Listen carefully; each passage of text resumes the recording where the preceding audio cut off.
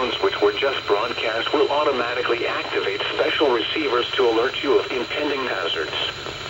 This test is normally conducted weekly around 11 a.m.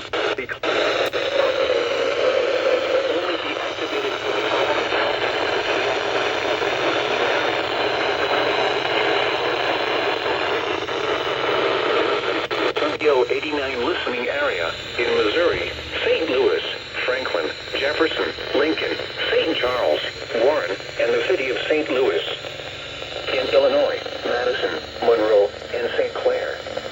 If your receiver was tone activated, the alert function will automatically reset after the test. This concludes our test for this week, and we will now resume normal programming. Thank you.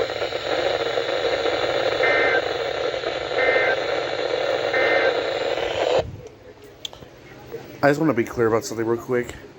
The reason why KDO89 didn't test is because this. Yeah. They are moving towers for KDO89, so you won't be seeing KDO89 for a while, so yeah.